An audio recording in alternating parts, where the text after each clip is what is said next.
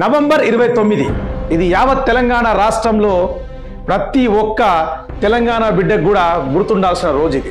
మన కేసీఆర్ గారు నిరాహార దీక్ష చేసిన రోజు ఇది. టీడీపీలో ఉన్నప్పుడు బాహాటంగా అసెంబ్లీలో నా తెలంగాణకు అన్యాయం జరుగుతుంది, నీళ్లు లేవు, నిధులు లేవు, ఉద్యోగాలు లేవు, హరిగోస పడుతుంది నా తెలంగాణ రాష్ట్రము, నా తెలంగాణ రాష్ట్రానికి విముక్తి కావాలని చెప్పేసి ఆయనకున్న పదవులను కూడా గడ్డి పరుసలా విసిరి పడేసిండు ఆయన. YS Rajasekhar Reddy Congress party TRS party పొత్తులో భాగంగా 2004లో ఆంధ్రప్రదేశ్లో కాంగ్రెస్ గవర్నమెంట్ ఫామ్ చేయడం జరిగింది.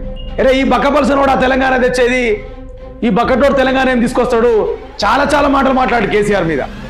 నవంబర్ 29వ తారీఖు రోజు ఒక గట్టి నిర్ణయం తీసుకున్నాడు. ఆమరణ నిరాహార దీక్ష చేస్తా నేను, కేసీఆర్ చచ్చుడో తెలంగాణ వచ్చుడో.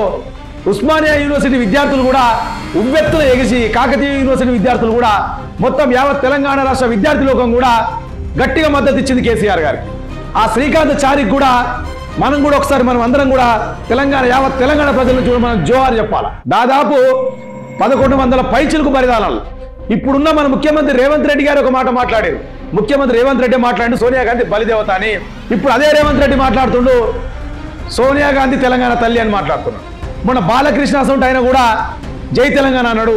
ఆ జై తెలంగాణ అని కూడా మన ముఖ్యమంత్రి నోరొస్తలేదు.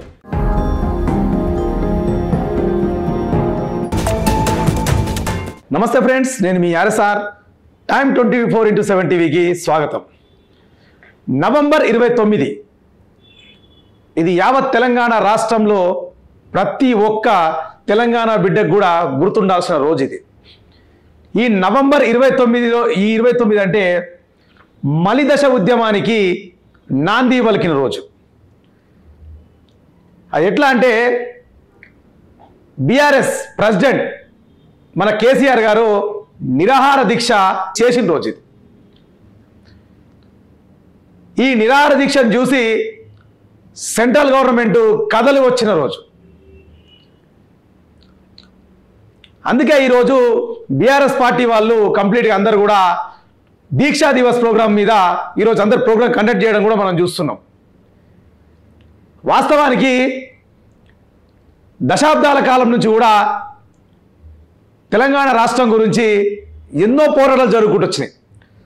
దాదాపు తొలి దశ ఉద్యమంలో 369 మంది విద్యార్థులు అప్పుడు ఇదే ఉమ్మడి ఆంధ్రప్రదేశ్లో కాల్పులు జరిపి మరీ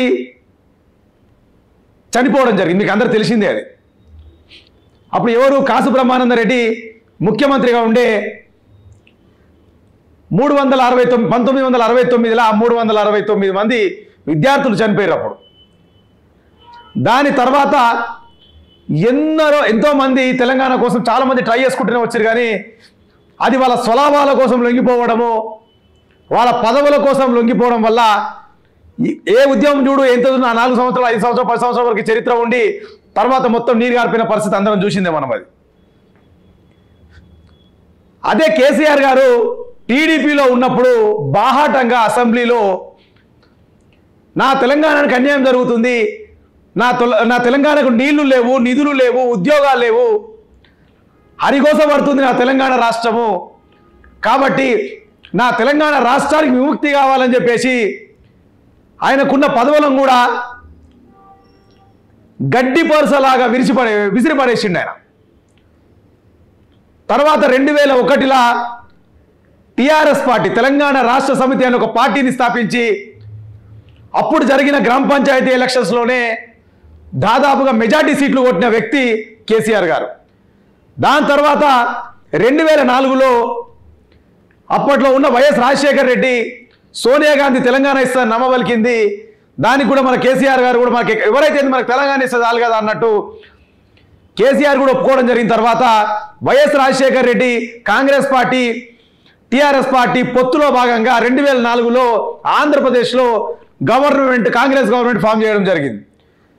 దాంట్లో దాదాపుగా అప్పుడు ఒక 20 నుంచి 26 వరకు ఎమ్మెల్యేలు టిఆర్ఎస్ పార్టీ గెలవడం కూడా జరిగింది, అందరూ తెలిసిన విషయమే. దాదాపుగా దాంట్లో 6 మంత్రి పదవులు టిఆర్ఎస్ పార్టీకి రాష్ట్ర కేబినెట్లో చోటు ఇవ్వడం జరిగింది, వైఎస్ రాజశేఖర రెడ్డి గారి కేబినెట్లో. ఒక సంవత్సర కాలం నడిచిన తర్వాత ఇక్కడ సెంట్రల్ మినిస్టర్గా కేసీఆర్ గారు కూడా సెంట్రల్ మినిస్టర్ వెళ్ళడం జరిగింది, అందరికి తెలిసిందే అది. దాని తర్వాత తెలంగాణ గురించి అడిగితే ఏ ఒక్క మాట మాట్లాడకుండా మాట దాటేస్తూ పోయిన తదంతరం మనం అంతా చూసిందే. అప్పుడు కేసీఆర్ బయటకు వచ్చేసి కాంగ్రెస్ గవర్నమెంట్ నుంచి బయటకు వచ్చేసి మళ్ళీ సొంతంగా రాజీనామాలు చేసి అంతా పోరాడిండు, మళ్ళా గెలుచుకుంటూనే వచ్చిండు. అరే ఈ బక్కపల్సన్ కూడా తెలంగాణ తెచ్చేది, ఈ బక్కటోడు తెలంగాణ ఏం తీసుకొస్తాడు, చాలా మాటలు మాట్లాడు కేసీఆర్ మీద, ఎన్నో మాటలు.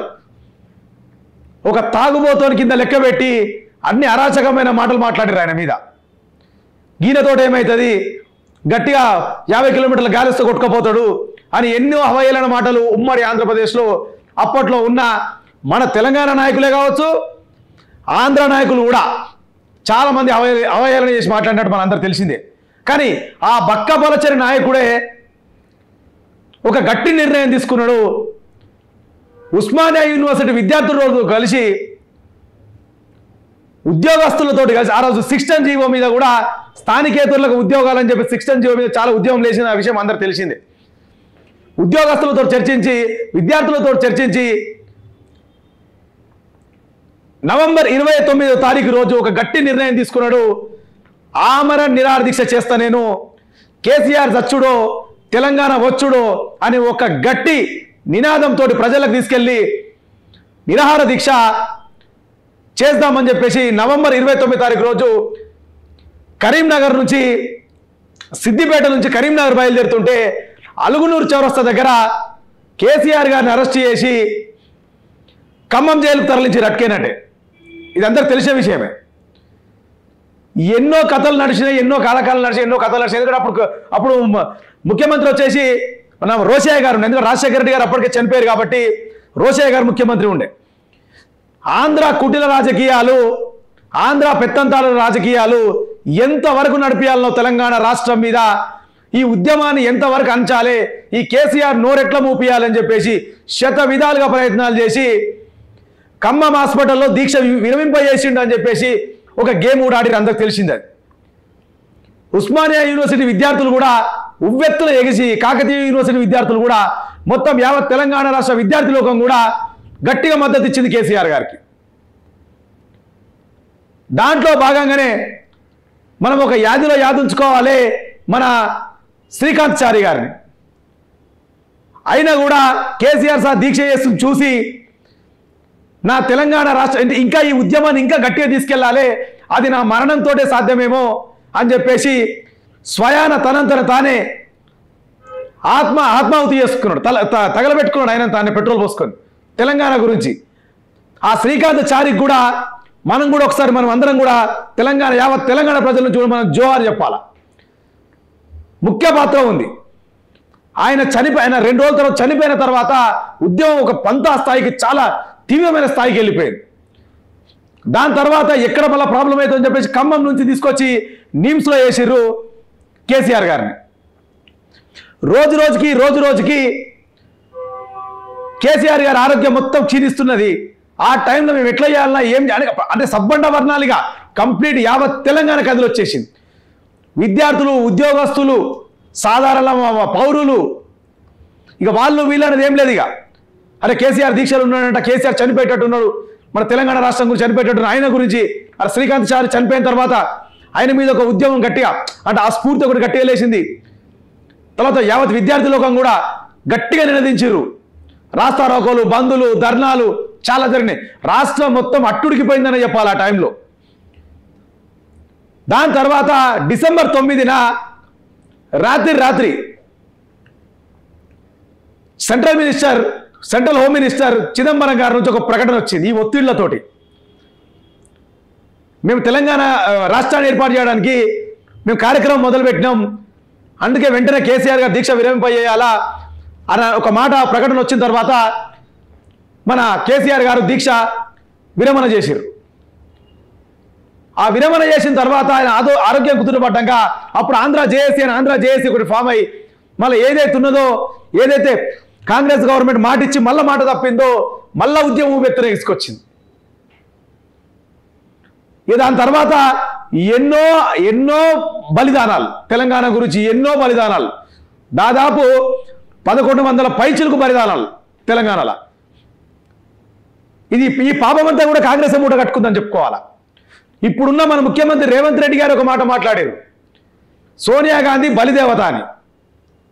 ఇప్పుడున్న ప్రజెంట్ ఉన్న కాంగ్రెస్ పార్టీ ముఖ్యమంత్రి రేవంత్ రెడ్డి మాట్లాడి సోనియా గాంధీ బలిదేవత అని. ఇప్పుడు అదే రేవంత్ రెడ్డి మాట్లాడుతుండు సోనియా గాంధీ తెలంగాణ తల్లి అని మాట్లాడుతున్నాడు. అంటే ఒక ఉద్యమ చరిత్ర ఎంతవరకు తీసుకుపోవాలనో అంతవరకు కేసీఆర్ గారు తీసుకొని పోయారు.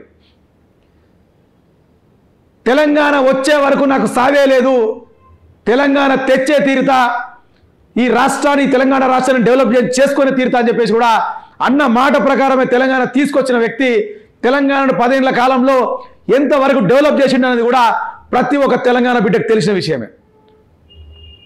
ఇప్పుడు మాట్లాడుతున్న ఈ కాంగ్రెస్, ఈ టీడీపీ నాయకులు, ఇప్పుడున్న మన ముఖ్యమంత్రి ఒకప్పుడు టీడీపీ నాయకుడే, ఈరోజు కాంగ్రెస్ ముసుగు దొడుక్కొని వచ్చి ముఖ్యమంత్రి పని చేస్తుండే, ఆయన డ్యూటీ చేస్తుండేది. కానీ వాస్తవానికి టీడీపీ నాయకుడే. అసలు ఈ ముఖ్యమంత్రి రేవంత్ రెడ్డి కూడా తెలంగాణ రాష్ట్రానికి సంబంధించి ఏ రోజు కూడా జై తెలంగాణ పాపాన పోలేదు, జై తెలంగాణ జెండా ఎత్తుకుంది లేదు, ఏ ఉద్యమంలో కూడా పాల్గొన్న చరిత్ర లేదు ఆయనకు. కానీ ఈరోజు ఇప్పుడు కూడా అధికారిక కార్యక్రమాల్లో పాల్గొన్నప్పటికీ కూడా జై తెలంగాణ అని కూడా అంటలేదు నోట్లకి. మన బాలకృష్ణ అసంటే ఆయన కూడా జై తెలంగాణ అన్నాడు. ఆ జై తెలంగాణ అని కూడా మన ముఖ్యమంత్రి నోరొస్తలేదు.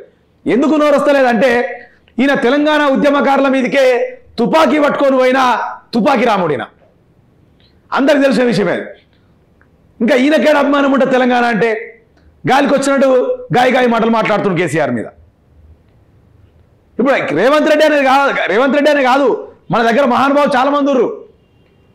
ఇప్పుడు పనిచేస్తున్న మంత్రులే కావచ్చు, కోమటిరెడ్డి వెంకటరెడ్డి కావచ్చు, రాజగోపాల్ రెడ్డి, కొండా సురేఖ, వీళ్ళందరూ ఆంధ్ర పాలకులు తొత్తులుగా మారిన వాళ్ళు ఒకప్పుడు.